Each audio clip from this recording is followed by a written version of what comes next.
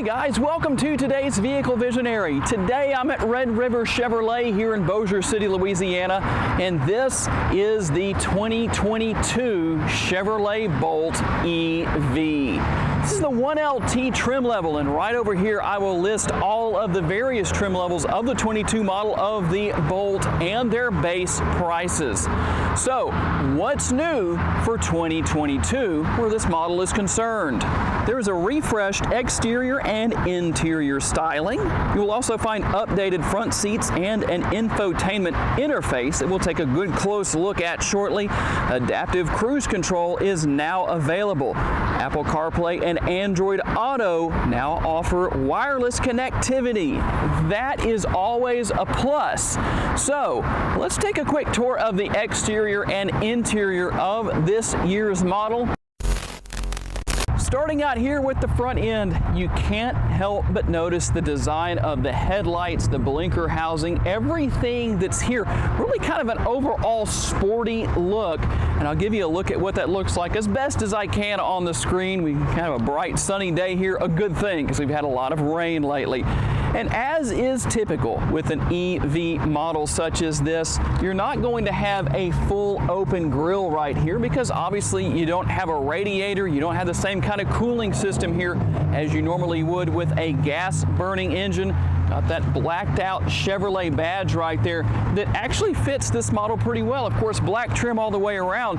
Speaking of the overall look, I did mention that it's been restyled for 2021. Here's a quick little montage.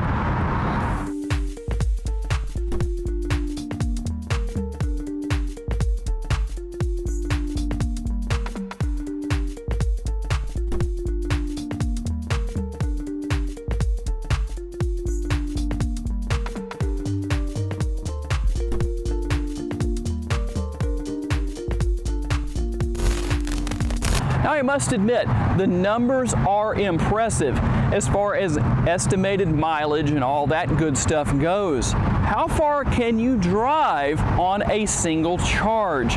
While GM estimates 259 miles, other people who have done a full-blown test, something I don't have the luxury of being able to do today, have reached nearly 280 miles. So that's kind of almost as if the same thing you would have with a gas-powered vehicle. When you start to get to that E and it actually hits empty, you still have some reserve left over, so you can still drive a little bit further. Same thing here. When it looks like you're going to be out of complete charge, well, you're still likely going to be able to drive a little bit further, at least based on estimates from the manufacturer. Not that I would suggest pushing that, but so roughly 259 miles is the number that Chevrolet gives. Of course, it's going to be a little bit more than that. And you can have chargers installed at your house. Obviously, it'd be the best thing to do. And supposedly GM will pay for that in certain situations. Let's underline that. So I don't know what the stipulations are on that, but I do know that that's something that you can potentially do. So let's talk a little bit about safety features such as lane keep assist. I'll give you a partial list on the screen, but there's a full list via the link down in the description of the video to the Red River Chevrolet website. We've got 17-inch wheels, of course, here. And I always talk about this, and I guess I should still do it, whether it's here or not. So if you're asking about the 1LT package having the turn signal indicators built into the mirror, not on this trim level. Now, here is where your charge port is located. There's nothing special, nothing you have to do. It just, that's simple. All you're going to do is push on the door right here that opens right up, and there is your charge port. And yes, this model does come with its own charging cable. And there are a number of options for what you can have installed at your house if you want to have something installed to charge your vehicle at home, which obviously is really, really important. Of course, you're going to have typical features here such as passive entry, only available on the front doors here, not on the rear, but it is there nonetheless. And here on the rear, got the rear roof spoiler helping to keep that rear window clean when you're driving down the road. The shark fin antenna But of course, if you need to use it, you've got the rear window wiper right here. And again, the 1LT trim level, that's not going to be a power rear door, but not difficult, very easy to get open. It has the struts on here that I like to see on the hood of all vehicles that make opening the hood so easy. You don't have to look for that little stand to put in place manually. It's not a bad thing, not a big deal, just something I prefer. But you do have them right here, and that's a good thing. So that makes the assist of opening the door much easier. You just get it started, and then the struts take over. What about cargo space? Well, I'll give you that information as far as what you have.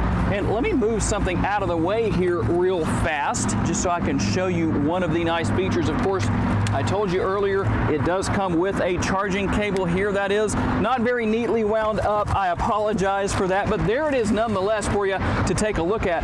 And I like the fact that you have a floor that tilts up and out of the way, and you don't have to do anything other than just kind of pick up on it. It has almost a built-in assist system to help with that, and more storage underneath here.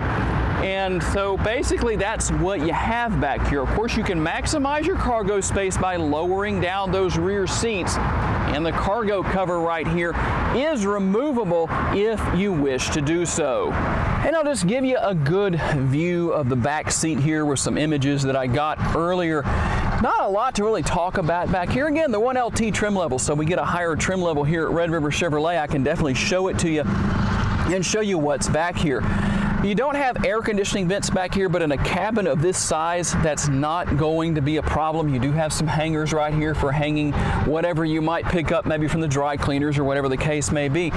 And while I can't necessarily stick my legs out real far, my feet are under the seat like this, and I have a little bit of space between the seat and my knees here, I am fairly comfortable back here. I don't know how long of a trip I could handle back here, but it's probably not as bad as you might expect. I don't think you can see that I do have a little bit of space above my head at 5'10", and I'm not even sitting all the way up. So let me do this.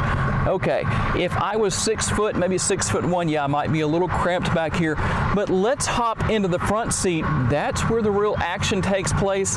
There's a lot of great technology to talk about up there. Let's just quit talking and get up there and look. By the way, before we move on to the front seat, one very important note. Child safety locks. Where are they located and how do they operate? Well, you have one on each door here in the rear on the driver and passenger side, and it's this switch right here. So here's how that works. If the door won't open, that's how you fix it. When it's facing the rear, basically to the left, if you're facing it like this, it's going to be on the left. That means it's unlocked. And it has a diagram right there to make that real easy anyway. Not a big deal to figure out. But you push it forward towards the front of the door or to your right if you're facing it head on like I am. That means the child safety lock is activated. So if you're all alone and maybe it's hard to crawl over into the front seats, be careful to take a look at that before you hop in the back seat when you're by yourself and close these doors so you don't accidentally lock yourself inside. Okay, let's talk a little bit about what you're going to find here in the front seat as driver and front seat passenger. There is more space up here, of course, than you would find in the rear of this particular model of vehicle. And something that's interesting, let's say that maybe you saw my video or you've taken a look at the Volvo XC40 Pure Electric, the Recharge, the P8. That is a fully electric vehicle, just like this one is.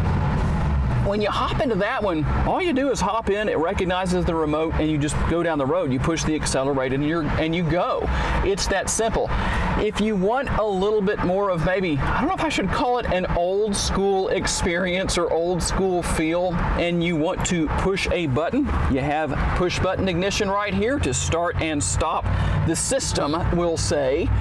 You also have push button shifter right here, so you actually put it into drive and reverse and all that kind of stuff. And by the way, the rear view camera, the reverse camera, we'll say, is nice and clear, good clarity on that. Nothing unusual. GM is very good with that. But let's just take a look at the dashboard, for example. I'll run through some of the features you can find there as far as different information that you can see. Of course, you can see the charge of the battery, so you know how much battery life you have, and if you need to get to a charging station or home or whatever the case may be. steering wheel mounted controls here, the typical stuff you might expect. Now, if you're looking for information on what this is on the left-hand side of the steering wheel, kind of looks like a shifter paddle. There's only one on the left-hand side, nothing on the right. That is for regenerative braking. That's how you adjust that. Then, of course, on the rear of the steering wheel, you've got the controls for the radio, for changing stations, and managing the volume. And as we move to the infotainment screen here in the middle, that's a new interface for 2022. I believe that is nicely improved. It's not that what was in the past with GM vehicles was lacking, but I don't know. I just really like the way that looks. Tell me down in the comments what you think about what you're seeing. And of course, you've got the control here for the radio. You can mute that, change the volume there as well. You can go home and you can select your way around on the different screens with this bottom toggle right here, or knob.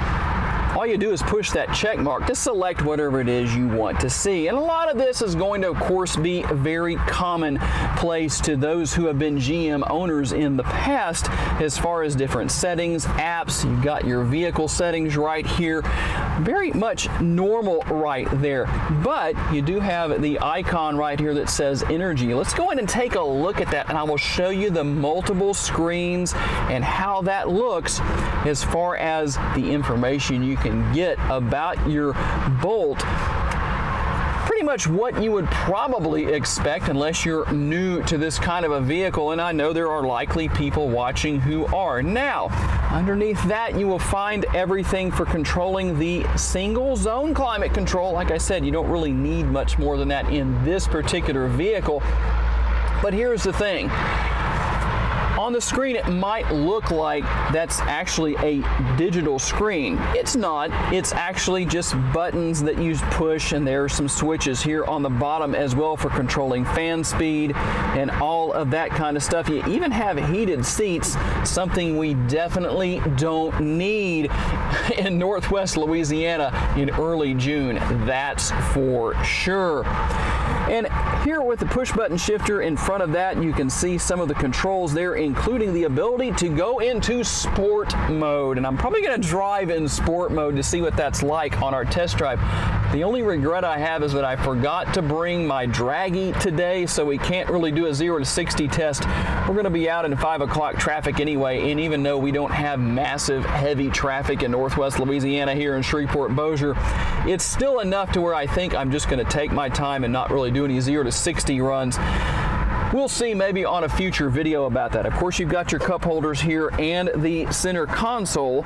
By the way, this is the new Vehicle Visionary t-shirt with the C8 Corvette on it. I think we're going to change up our production process as far as what we're doing, but just so you can see what's available right now, if you are interested in that, there is a link down in the description of the video, and you could probably fit a good 4 or 5 of those t-shirts down into the center console. Now, what about connectivity? Didn't see any in the back seat, did we?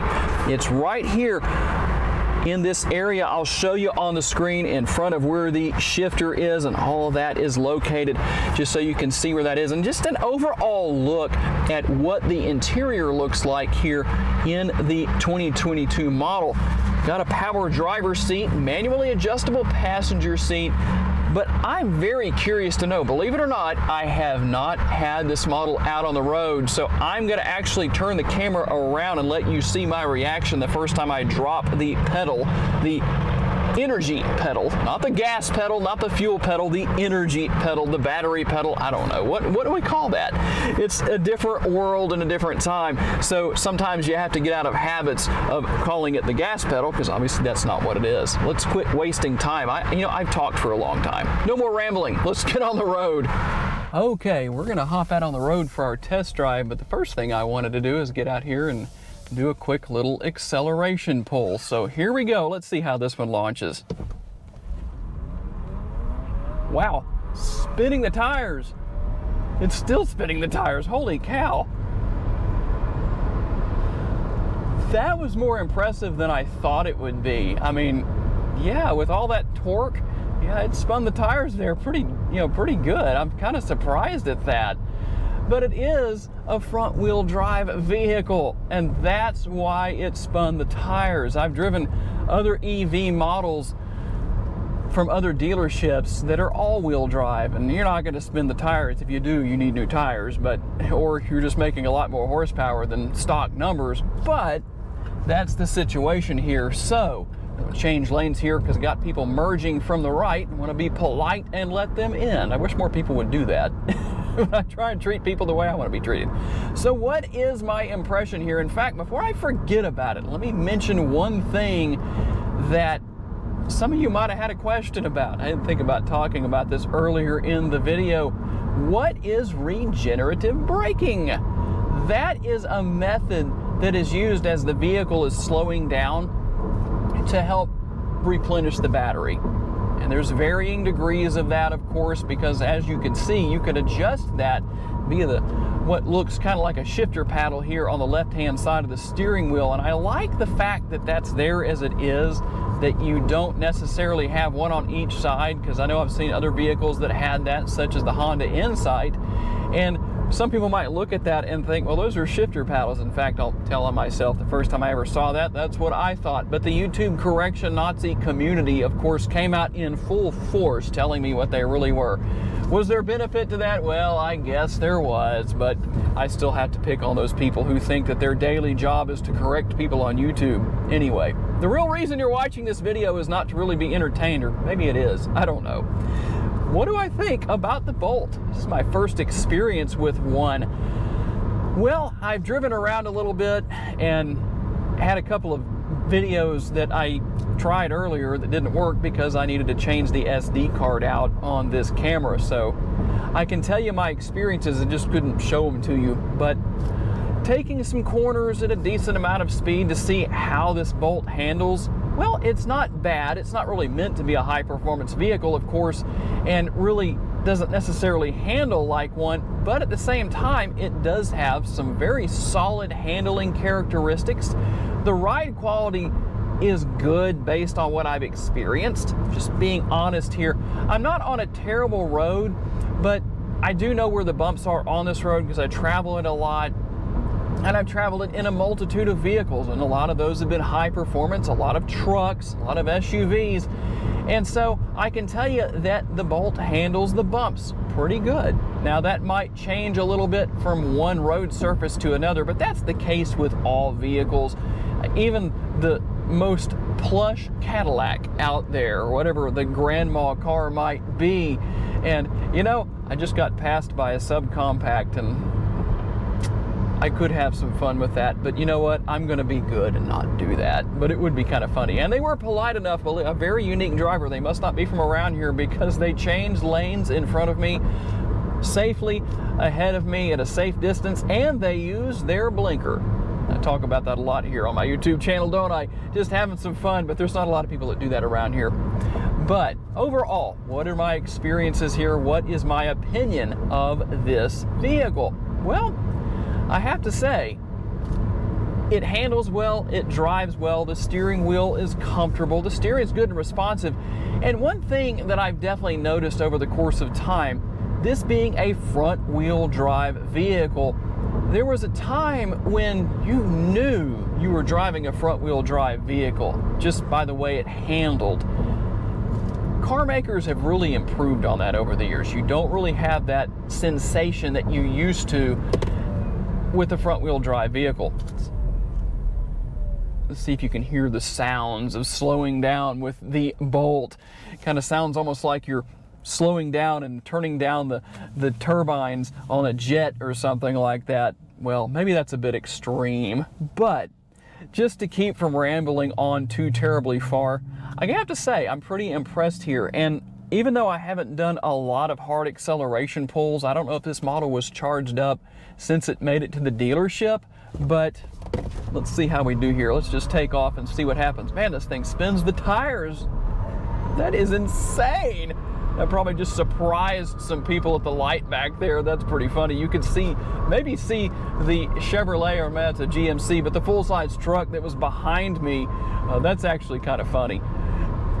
I probably surprised somebody with that.